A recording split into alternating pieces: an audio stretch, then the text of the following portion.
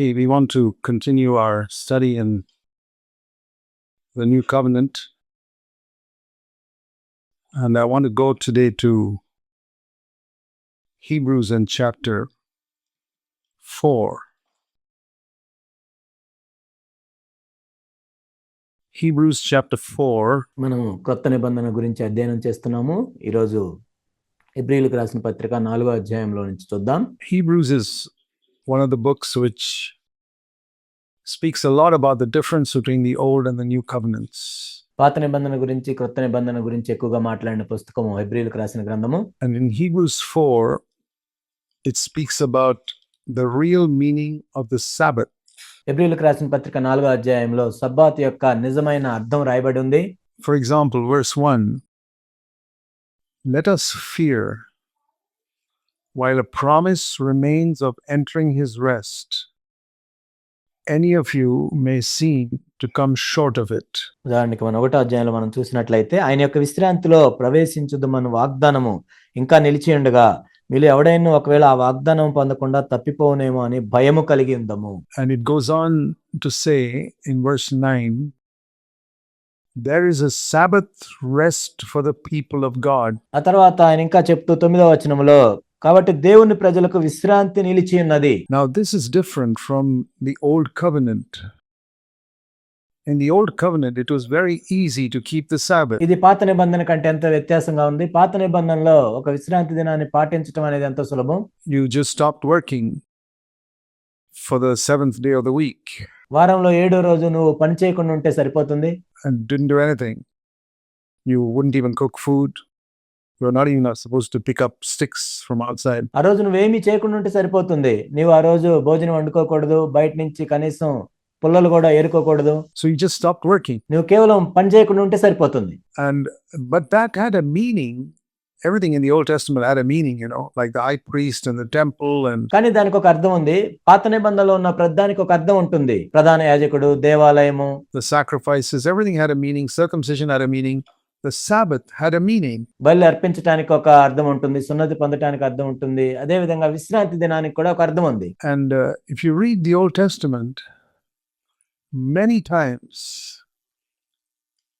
God condemned Israel through the prophets for not keeping the Sabbath. పాత నిబంధనలో మీరు చూసినట్లయితే ఇశ్రాయేలు విశ్రాంతి దినాన్ని పాటించలేదు కాబట్టి ప్రవక్తలు చాలా మంది దేవుడు ప్రవక్తల ద్వారా వారిని ఖండించాడు. It was a very serious thing. ఇది ఎంతో తీవ్రమైన విషయం. In fact, in the book of the Exodus or Numbers, it says about a man who went picking up sticks on the Sabbath day and he was killed. నిర్గమకాండం, సంఖ్యాకాండంలో మనం చూస్తాము ఒక వ్యక్తి విశ్రాంతి దినాన పుల్లలు ఏరుకోవటానికి వెళ్ళినప్పుడు ఆ వ్యక్తి చనిపోయాడు. God said he must be stoned to death. He just went out to pick up sticks. దేవుడు చెప్పాడు ఆ వ్యక్తిని రాళ్లతో కొట్టి చంపేయాలని. ఎందుకు? కేవలం విశ్రాంతి దినాన అతను పుల్లలు ఏరుకోవటానికి వెళ్ళాడు. And you read in the book of 2nd Chronicles that the reason why the Israelites were sent into captivity for 70 years. 2 దినవృత్తాంతంలో మీరు చదివినట్లయితే ఇశ్రాయేలీయులు 70 సంవత్సరాలు ఎందుకు వాళ్ళు చెరలోనికి తీసుకొని పోబడ్డారంటే there was a reason.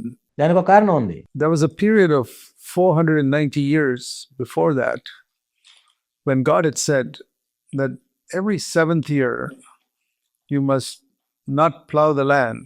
దానికంటే ముందు 490 సంవత్సరాలు ఏం జరిగిందంటే ప్రతి 7వ సంవత్సరము మీరు భూమిని దున్నకుండా విడిచిపెట్టాలి. Give the land a Sabbath for a whole year. ఆ సంవత్సరం అంతా కూడా భూమికి విశ్రాంతినివ్వాలి. And you don't have to worry because in the 6th year I'll give you enough to last you for 2 years. And they just ignored it. మీరు దాని గురించి చింతించాల్సిన అవసరం లేదు. ఎందుకంటే 6వ సంవత్సరంలోనే 2 పంటను నేను ఇస్తానని దేవుడు చెప్పాడు. కానీ వాళ్ళు నిర్లక్ష్యం చేశారు. They got the double in the 6th year, but they still plowed the land in the 7th year. వాళ్ళకి 6వ సంవత్సరంలో 2 వచ్చింది. అయినా కానీ 7వ సంవత్సరంలో కూడా వాళ్ళు భూమిని దున్ని పంటను వేశారు. And so for 490 years they disobeyed God, and God said, okay, I'm going to catch up with you. ఆ విధంగా వాళ్ళు 490 సంవత్సరాలు దేవునికి అవిధేయత చూపించారు. అప్పుడు దేవుడు అనుకున్నాడు నేను మిమ్మల్ని పట్టుకుంటాను. And all those 70 years which you plowed the land in order to get greedy, get more for yourself. ఆ 70 సంవత్సరాలు కూడా ఏదైతే మీరు దురాశ కలిగి మీరు సంపాదించుకోవటానికి ఆ భూమిని దున్నారో you're going to go to Babylon in 70 years the land will lie without being plowed. మీరు బబులోనులో 70 సంవత్సరాలు ఉంటారు. ఆ 70 సంవత్సరాలు భూమి దున్నబడకుండా ఉంటుంది. So it is a very serious sin. In fact, they went into captivity because they didn't keep the Sabbath. ఇది ఎంతో తీవ్రమైన పాపము. వాళ్ళు ఎందుకు చెరపట్టుకొని పోబడ్డారు అంటే వాళ్ళు విశ్రాంతి దినాన్ని పాటించలేదు కాబట్టి. There were different Sabbaths. Yearly Sabbath, the 7 yearly Sabbath, the 7-day Sabbath. రకరకాల సబ్బాతులు ఉన్నాయి. వారానికి ఒక రోజు ఉండే సబ్బాత్ ఉంది. సంవత్సరానికి ఒక రోజు ఉండే సబ్బాత్ ఉంది. 7 సంవత్సరాలకి ఒకసారి జరిగే సబ్బాత్ ఉంది. So the Sabbath is a very important thing in the Old Testament, but it is a external ritual. పాత నిబంధనలో మనం చూసినట్లయితే సబ్బాతు అనేది ఎంతో ప్రాముఖ్యమైనది. కానీ అది కేవలం బాహ్య సంబంధమైన ఆచారం మాత్రమే. In fact, the Pharisees criticized Jesus for not keeping the Sabbath. నిజానికి మనం చూసినట్లయితే పరిసయ్యులు కూడా యేసుక్రీస్తు ప్రభువుని ఆయన మీద ఫిర్యాదు చేశారు, నువ్వు విశ్రాంతి దినాన్ని పాటించట్లేదని. They said, we're not supposed to work. How do you ask a man to carry his bed on the Sabbath day? విశ్రాంతి దినాన్న ఎవరు పని చేయకూడదు కదా, మరి నువ్వు ఆ వ్యక్తిని పరిపెత్తుకొని నడవమని ఏ విధంగా చెప్తున్నావు అన్నారు. I mean, they were not excited that the man was healed. ఆ వ్యక్తి స్వస్థపడ్డాడని వాళ్ళు ఆనందించట్లేదు, కానీ They were more concerned that he was carrying his bed on the Sabbath day. And విశ్రాంతి దినాన ఏంటి పరిపెత్తుకొని వెళ్తున్నాడని వాళ్ళు ఆందోళన చెందుతున్నారు. he had been lying there for 39 years ఆ వ్యక్తి 39 సంవత్సరాలు అసలు నడవలేకుండా అక్కడే పడుకొని ఉన్నాడు. without being able to walk. And instead of being excited that he was healed, they were concerned about that. అలాంటి వ్యక్తి స్వస్థపరచబడ్డాడే అని ఆనందించడానికి బదులు దీని గురించి వాళ్ళు ఆలోచిస్తున్నారు. And the reason Jesus was killed was not because he preached about loving your neighbor and washing people's feet. No. మీ పొరుగువాడిని ప్రేమించండి అని చెప్పినందుకో, కాళ్ళు కడిగినందుకో, దానికి కాదు వాళ్ళు యేసుక్రీస్తు ప్రభువుని చంపేసింది. It's because he exposed the legalistic obedience to tradition. ఎందుకంటే అక్షరానుసారంగా వాళ్ళ మత సాంప్రదాయాలకు వాళ్ళు విధేయత చూపిస్తున్నారు అని ఈయన బహిర్గతం చేసినందుకు. That the Pharisees had. He showed the hollowness of their traditions. పరిసయ్యుల యొక్క వాళ్ళ మత సాంప్రదాయాల శూన్యతను ఆయన చూపించారు. So he was killed because the false traditions were being exposed, and the Pharisees were trying to keep the letter of the law. And the letter kills. ఇక్కడ మనం చూసినట్లయితే పరిసయ్యులు కేవలం అక్షరానుసారంగానే వాళ్ళు ప్రవర్తిస్తున్నారు. మనుషుల పారంపర్యాచార్యాలను యేసుక్రీస్తు ప్రభువారు బహిర్గతం చేసినందుకు ఆయన వాళ్ళు చంపేశారు. So in the new covenant also, it's possible for us to keep a letter of the new covenant, which will also kill. కాబట్టి క్రొత్త నిబంధనలో కూడా కేవలం మనం అక్షరానుసారంగా ప్రవర్తించే ప్రమాదం ఉంటుంది. అక్షరము చంపేస్తుంది. We need to understand what this Sabbath is. The Sabbath is a picture of rest. ఇక్కడ సబ్బాతు అంటే ఏంటో మనం అర్థం చేసుకోవాలి. ఇక్కడ సబ్బాతు అంటే విశ్రాంతికి సాదృశ్యంగా ఉంది. And there remains a Sabbath for the rest. దేవుని ప్రజలకు విశ్రాంతి నిలిచి ఉన్నది. For the people of God. And the verse 4 says, God rested on the 7th day from all his works. 4వ వచనంలో మనం చూసినట్లయితే దేవుడు 7వ దినమందు తన కార్యములన్నిటినీ ముగించి విశ్రమించెను. That's the other thing you got to bear in mind. So we go back to the beginning. మనం మనసులో ఉంచుకోవాల్సిన ఇంకొక మాట ఇది. మరలా మనం ఆరంభం నుంచి చూసినట్లయితే Genesis chapter 1 and 2, where to try and understand something here about this new covenant Sabbath. ఆదికాండం 1వ అధ్యాయం 2వ వచనం మనం చూసినట్లయితే క్రొత్త నిబంధనలో సబ్బాతు గురించి మనం అర్థం చేసుకోవాలంటే, which is different from the old covenant Sabbath. పాత నిబంధన సబ్బాతు కంటే ఈ క్రొత్త నిబంధన సబ్బాతు ఎంతో వేరైనది. And we read here that in 6 days, that God created, he created the heaven and earth in a moment. ఇక్కడ మనం చూసినట్లయితే మొదటి 6 రోజులు దేవుడు ఇక్కడ పనిచేస్తూ వచ్చాడు. ఆయన సృష్టిని కేవలం ఒక క్షణంలో సృష్టించాడు. కానీ Genesis chapter 1 verse 1, just a moment he created the heaven and earth. ఆదికాండం 1వ అధ్యాయం 1వ వచనం, కేవలం ఒక క్షణంలోనే ఆయన భూమి ఆకాశమును సృజించారు. But the earth became corrupt and was spoiled because of Satan's fall. సాతాను పడిపోవటను బట్టి భూమి అంతా కూడా ఎంతో పాడైపోయింది, నిరాకారంగా అయిపోయింది. And so God remade the earth. ఆ తర్వాత దేవుడు మరలా భూమిని బాగు చేస్తూ వచ్చాడు. In 6 days. In fact, there are many people who teach that God created the earth in 6 days. 6 రోజుల్లో ఆయన భూమిని బాగు చేస్తూ వచ్చాడు. కొంతమంది ఇలా బోధిస్తారు, దేవుడు భూమిని 6 రోజుల్లో సృష్టించాడని. You'll never find that verse anywhere in scripture. కానీ లేఖనాల్లో అలాంటి వచనం మనం ఎక్కడ చూడం. That's a false teaching. God created the earth, Genesis 1:1, in a moment. అది తప్పుడు బోధ. కానీ నిజానికి మనం చూసినట్లయితే దేవుడు ఆదికాండం 1:1 ప్రకారం ఒక్క క్షణంలోనే భూమి ఆకాశములను సృజించారు. If you don't believe me, look up a concordance and you'll always see it says God made the earth in 6 days, not created. ఒకవేళ మీరు నన్ను నమ్మనట్లయితే ఒక కంకార్డెన్స్ తీసుకొని చూడండి. దేవుడు చేసెను అని ఉంటుంది 6 రోజుల్లో, సృష్టించినని ఉండదు. Made means made from existing material. ఇక్కడ చేసెను అంటే ఉన్న దాంట్లో నుండి తయారు చేయటం. Created means from nothing. సృష్టించటం అంటే ఏమీ లేని దాని నుండి సృష్టించటం. It's very important to read scripture carefully. కాబట్టి లేఖనాలను మనం ఎంతో జాగ్రత్తగా చదవటం ప్రాముఖ్యమైంది. So all these people who call themselves creationists who created the earth in 6 days, I say, I don't believe that. ఎవరైతే వీళ్ళు క్రియేషనిస్ట్ అని పిలుస్తూ ఉంటారు, భూమిని 6 రోజుల్లో క్రియేట్ చేశారని, దాన్నే నమ్మను. I believe God created the earth in a moment, like it says in Genesis 1:1. ఆదికాండం 1:1 ప్రకారం దేవుడు ఒక క్షణంలోనే భూమిని సృష్టించాడు, దాన్ని నమ్ముతాను. When it was corrupted, he remade.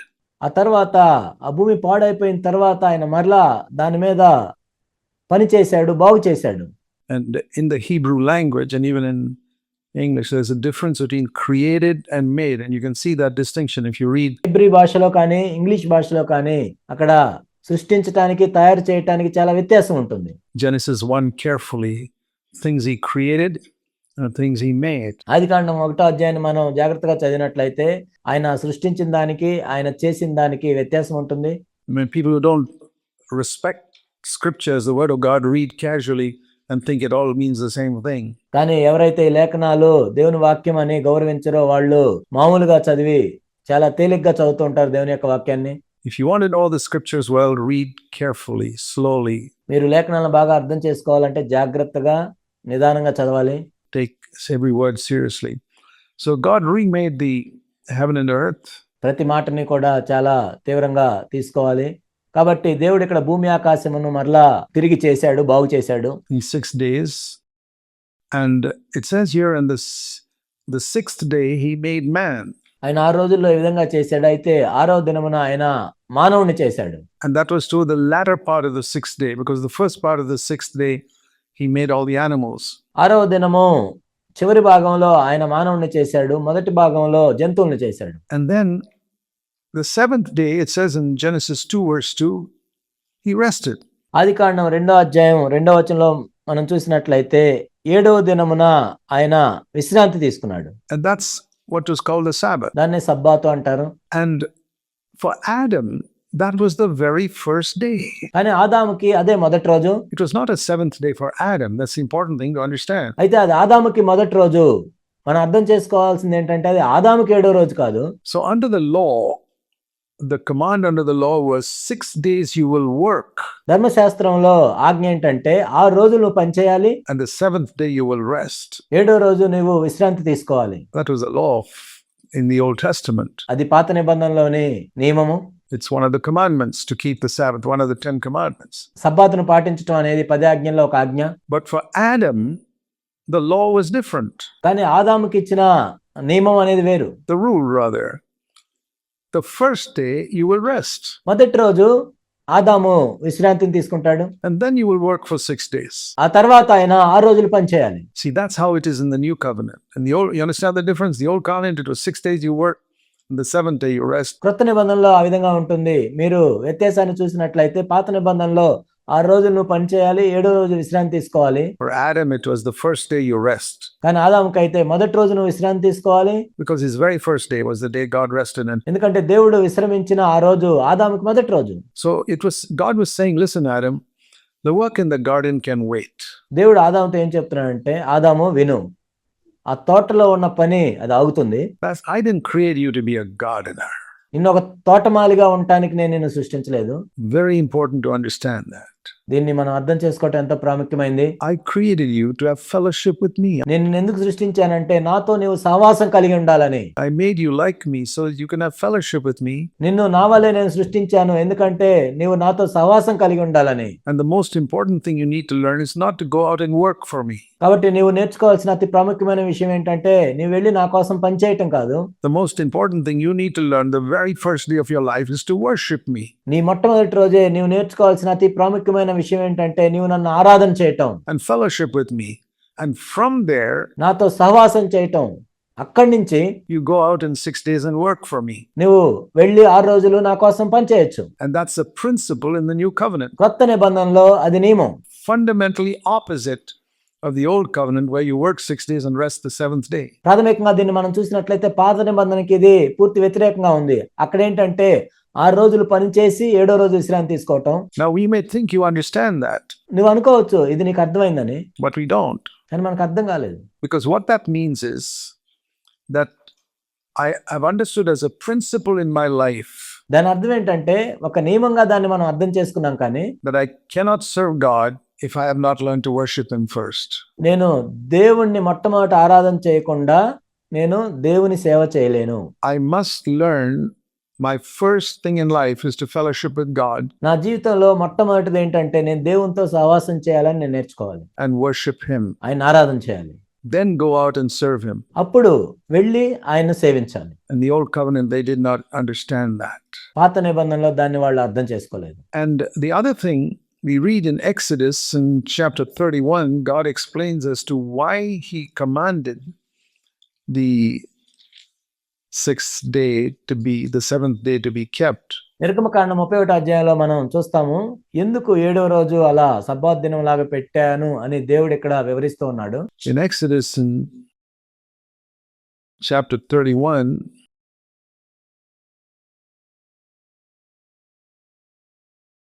He said the sons, verse 16, or verse 15, you can say, for 6 days you shall work.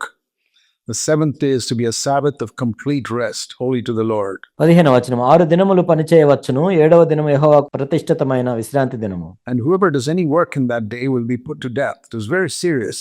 ఆ విశ్రాంతి దినమున పని చేయు ప్రతి వాడును తప్పక మరణ శిక్ష నందును. ఇదెంతో తీవ్రమైంది. So the sons of Israel shall observe the Sabbath to celebrate the Sabbath, verse 16. And now listen to this. The Sabbath is a sign between me and the sons of Israel forever.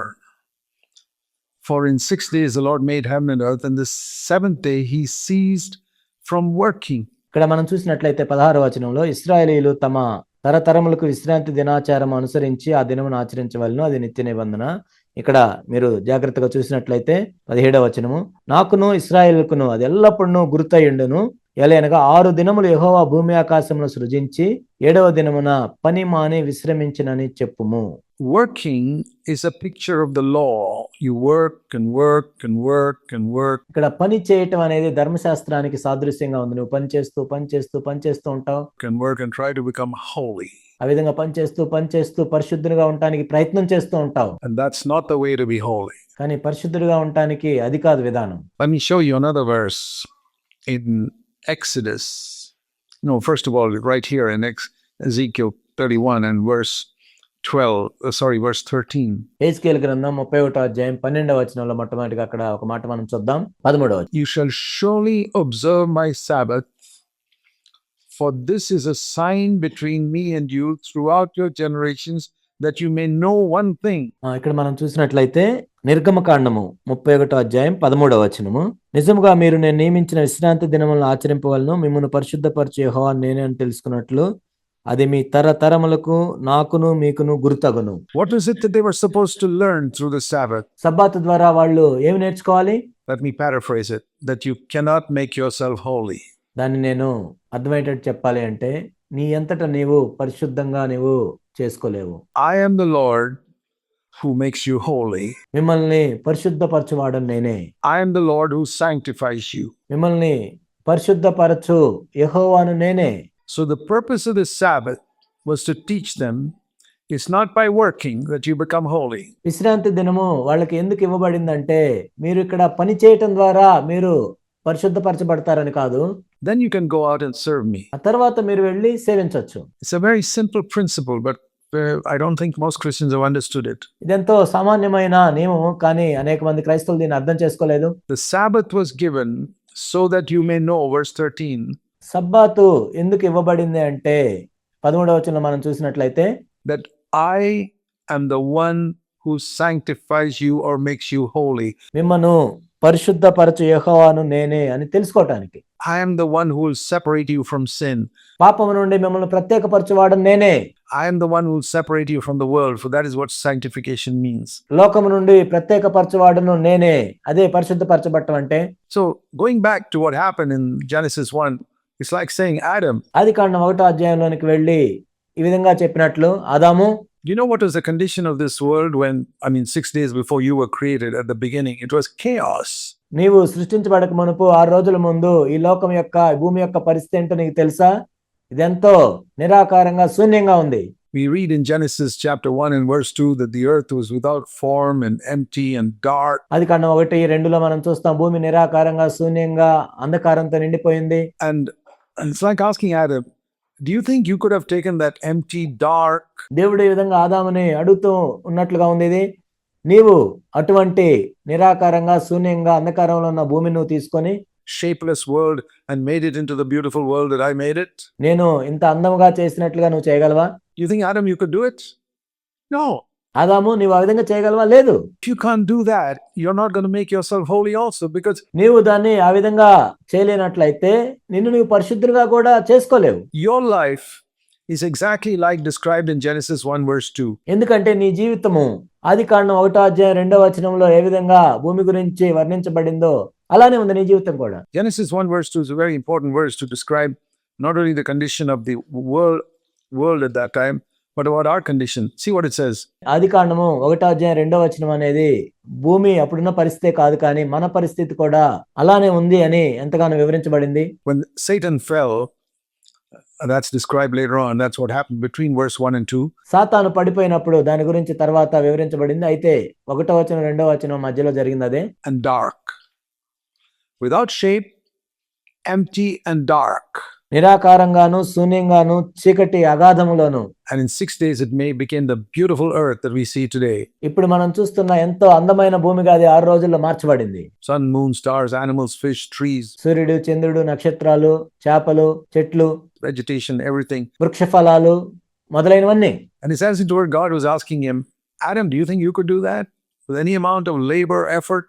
దేవుడు ఆదాముని ఈ విధంగా అడుగుతూ ఉన్నాడు, నువ్వు ఎంత ప్రయాసపడినా ఆ విధంగా ఉన్న భూమిని నువ్వు ఈ విధంగా చేయగలవా? No, you could never do it. లేదు, నువ్వు ఎప్పటికీ చేయలేవు. I did it.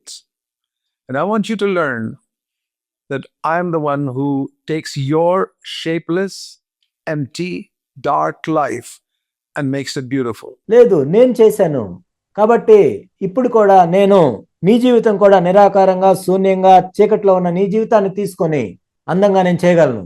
We also have lost our shape. We were made in the image of God and we've lost it. మనం దేవుని యొక్క స్వరూపంలో చేయబడ్డ మనం కూడా ఆ స్వరూపాన్ని కోల్పోయాం. We were supposed to have the light of God in us. We've lost it.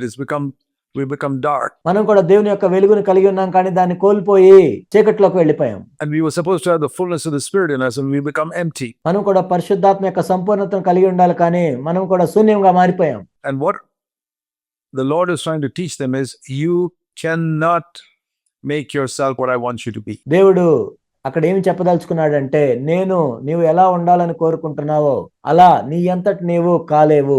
Now, how does this apply to us in the new covenant? మరి క్రొత్త నిబంధనలో ఇది మనకి ఏ విధంగా అన్వయించబడుతుంది? Because even those who have understood the new covenant, even in our churches, మన సంఘాల్లో క్రొత్త నిబంధనను అర్థం చేసుకున్న వాళ్ళు కూడా they think the way to become holy is, I judge myself every day. పరిశుద్ధంగా ఎలా ఉండాలి అంటే ప్రతిరోజు నన్ను నేను తీర్పు తీర్చుకోవాలి. I confess my sin immediately. I keep my conscience clear. వెంటనే నా పాపాన్ని ఒప్పుకోవాలి, నా మనస్సాక్షిని నేను నిర్మలంగా ఉంచుకోవాలి. Make 25 more laws like that and you'll be holy. ఆ విధంగా ఇంకో 25 రూల్స్ పెట్టుకొని నేను పరిశుద్ధంగా ఉండగలను అనుకుంటారు. And the Lord says, no, you haven't understood the Sabbath. అప్పుడు ప్రభు చెప్తాడు, నీవు సబ్బాతుని ఇంకా అర్థం చేసుకోలేదు. I am the one who's going to make you holy. నిన్ను పరిశుద్ధపరచవాడు నేనే. And you become holy not by following a new set of laws. నువ్వేదో కొత్తగా కొన్ని రూల్స్ పెట్టుకొని వాటిని వెంబడించడం ద్వారా పరిశుద్ధుడు అవలేవు. The old laws was keep the Sabbath and don't commit adultery. పాత నిబంధన ధర్మశాస్త్రంలోని ఆజ్ఞల్లాగా నువ్వు విశ్రాంతి దినాన్ని పాటించాలి, వ్యభిచారం చేయకూడదు. And the new law is judge yourself every day and be quick to ask forgiveness. ఇప్పుడు క్రొత్త ధర్మశాస్త్రం ఏంటంటే అనుదినము నిన్ను తీర్పు తీర్చుకోవాలి, వెంటనే క్షమాపణ అడగాలి, And keep your conscience clean. You can make another set of 10 commandments. నీ మనస్సాక్షి నిర్దోషంగా ఉంచుకోవాలి. ఆ విధంగా ఇంకొక క్రొత్త 10 ఆజ్ఞలు నువ్వు చేసుకోవచ్చు. You will not make yourself holy. నిన్ను నువ్వు పరిశుద్ధపరచుకోలేవు. We become holy by God giving us his nature. మనం ఎప్పుడు పరిశుద్ధులుగా అవుతాము అంటే దేవుడు తన స్వభావాన్ని మనకి ఇచ్చినప్పుడు. The most wonderful promise in the New Testament is క్రొత్త నిబంధనలోని అత్యంత అద్భుతమైన వాగ్దానం ఏంటంటే what it says in 2 Peter in chapter 1. 2 Peter chapter 1 and verse 4. పేతురు రాసిన 2వ పత్రిక 1వ అధ్యాయం 4వ వచనం. It speaks of all the promises of God as precious and magnificent promises. మనకు అమూల్యములను అత్యధికములైన వాగ్దానములను అనుగ్రహించున్నాడు. And the purpose of all these promises, 2 Peter 1:4, is to teach us it is the Lord who sanctifies us. ఈ వాగ్దానాల యొక్క ఉద్దేశం అంతా కూడా ఏంటంటే ప్రభువే మనల్ని పరిశుద్ధపరుస్తాడు. That is, we can partake of his nature. అదేంటంటే ఆయన స్వభావం అందు మనం పాలివారం అవుతాము. Now you know the difference between nature doing something in a right way and you're struggling to do that in the right way. మన స్వభావాన్ని అనుసరించి ఒక సరైన పని చేయటం వేరు, ఆ సరైన పని చేయటానికి ప్రయాసపడటం వేరు. It's like I use the illustration of a pig and a cat. You train a pig never to be dirty. ఒక పంది యొక్క పిల్లి యొక్క స్వభావాన్ని మనం తీసుకున్నట్లయితే మురికి చేసుకోకూడదని పందికి మనం ఎంత తర్ఫీదు ఇచ్చినా సరే Train it. I mean, there are people who train animals to do all types of things. మనం జంతువులకి అనేకసార్లు తర్ఫీదునిస్తూ ఉంటాం. So you train this dirty pig whose nature is to be dirty. ఈ మురికి చేసుకునే పంది తన స్వభావాన్ని ఆ విధంగానే కలిగి ఉంటుంది. దానికి మనం తర్ఫీదునిస్తూ ఉన్నట్లయితే To be clean శుభ్రంగా ఉండాలి అని మనం తర్ఫీదునిస్తూ ఉంటే and to stay away from dirt. ఆ బురదకి దూరంగా ఉండమని మనం తర్ఫీదునిస్తూ ఉంటే But it's going to be a terrific strain for that pig to be like that because it's not nature. కానీ ఆ పంది ఎంతో ప్రయాసపడాల్సి వస్తుంది, ఎందుకంటే తన స్వభావంలో అది లేదు. It's a struggle. ఎంతో ప్రయాసపడుతూ ఉండాలి. And every now and then it'll go to the dirt. కానీ మరలా ఆ బురదలోనికి వెళ్తూనే ఉంటుంది. But when it's a cat, for example, you don't have to train it. It's just nature. It just avoids dirt altogether. కానీ ఒక పిల్లిని మనం తీసుకున్నట్లయితే ఆ పిల్లి స్వభావంలోనే ఉంటుంది కాబట్టి ఆ బురదకి మురికికి ఎంతో దూరంగా ఉంటుంది. This is the illustration I use. It's not a perfect illustration. ఈ సాదృశ్యాన్ని నేను ఉపయోగిస్తూ ఉంటాను. ఇదేం పరిపూర్ణమైన సాదృశ్యం కాదు కానీ But it shows something of how many people are trying to be holy. అనేక మంది పరిశుద్ధంగా ఉండటానికి ప్రయాసపడుతూ ఉంటారు. And the next time you think that by your effort and all the rules you heard here in CFC, తర్వాత నువ్వు ఈ విధంగా ప్రయత్నం చేస్తున్నప్పుడు CFC లో నువ్వు విన్న రూల్స్ అన్ని వాటిని అనుసరించి నువ్వు ప్రయత్నం చేస్తూ ఉన్నప్పుడు you're going to be holy.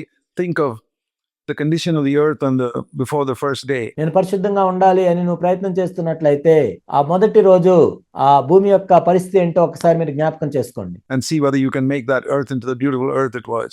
అలాంటి భూమిని ఇంత అందమైన భూమిగా మీరు చేయగలరో లేదో ఒకసారి ఆలోచించుకోండి. You can't. మీరు చేయలేరు. Adam, can you do it? No, you can't. ఆదాము నువ్వు చేయగలవా?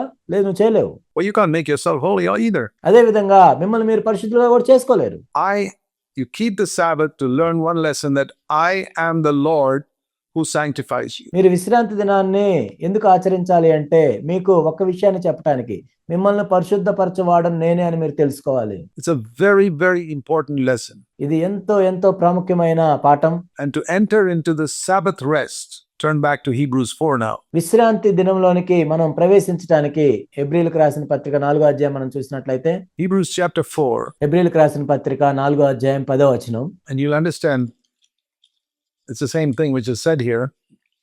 Hebrews chapter 4, it says, verse 10. Hebrews 4:10. The one who has entered into Sabbath, into the new covenant Sabbath, is the one who stopped working, just like God did from his.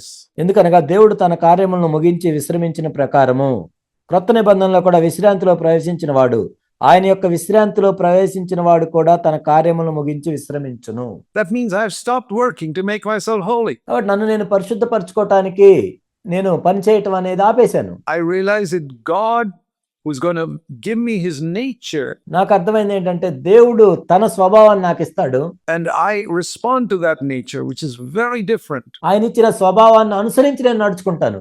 From me gritting my teeth and saying I'm going to judge myself and I'm going to be holy. అది నా సొంత ప్రయత్నం చేస్తున్నాను, నేను తీర్పు తీర్చుకుంటాను అని నేను పళ్ళు కోరి నేను పరిశుద్ధుడిగా ఉంటాను అన్నదానికి ఇది ఎంత వ్యత్యాసంగా ఉంటుంది. And it's when I enter into God's rest that I find my mind is also free from anxiety, నేను దేవుని యొక్క విశ్రాంతిలోనికి ప్రవేశించినప్పుడు నా మనస్సు కూడా చింతకు దూరంగా ఉంటుంది. and fear and tension and things like that. భయము, ఒత్తిడి, ఆందోళన వీటన్నిటికి దూరంగా ఉంటుంది. For example, let me use an example.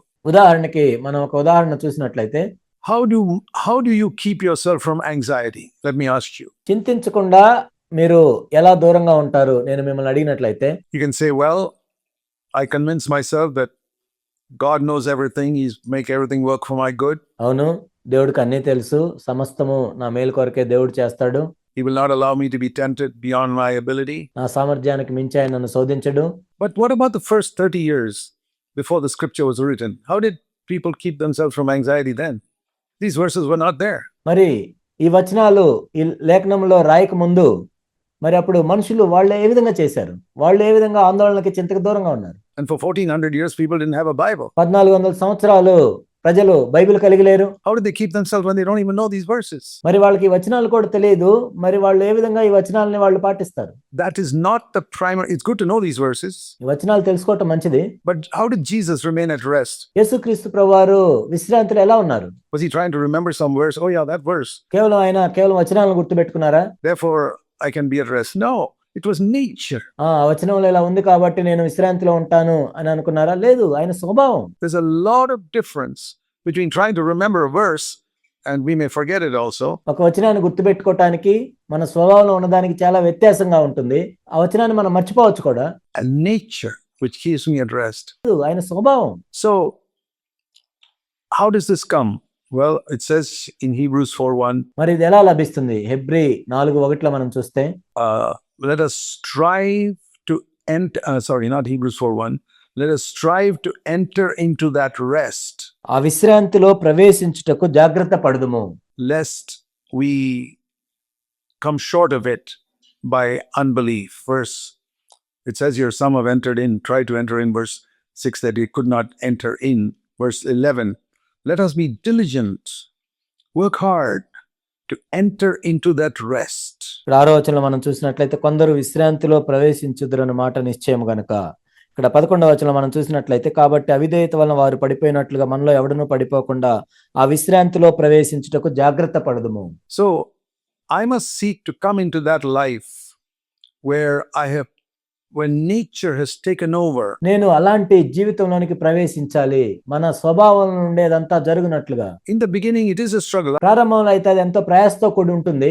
I believe that all Christians who are pursuing holiness begin under the law. నేను నమ్మేది ఏంటంటే పరిశుద్ధత కోసం చూసే క్రైస్తవులందరూ కూడా మొట్టమొదట ధర్మశాస్త్రంలో నుండే వస్తారు. And they try to keep the new covenant commandments according to the law, trying to remember a verse. ధర్మశాస్త్రం ప్రకారం వాళ్ళు ఏం చేస్తారంటే క్రొత్త నిబంధన ఆజ్ఞలను వాళ్ళు గుర్తుపెట్టుకుంటూ ఉంటారు, వచనాలను గుర్తుపెట్టుకుంటూ ఉంటారు. And try to do this and deny myself. I got to do all these things. వాళ్ళు ఆ విధంగా చేస్తుంటారు, నన్ను ఉపేక్షించుకోవాలని అలాంటివన్నీ చేస్తూ ఉంటారు. And then gradually they realize they're still imperfect. తర్వాత వాళ్ళకి అర్థమయ్యేది ఏంటంటే వాళ్ళు ఇంకా అపరిపూర్ణంగానే ఉంటారు. They say, Lord, I want to know the secret of you sanctifying me.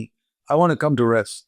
ప్రభువా, నీవే నన్ను పరిశుద్ధపరుస్తావు, ఆ విశ్రాంతిలోనికి నేను రావాలి.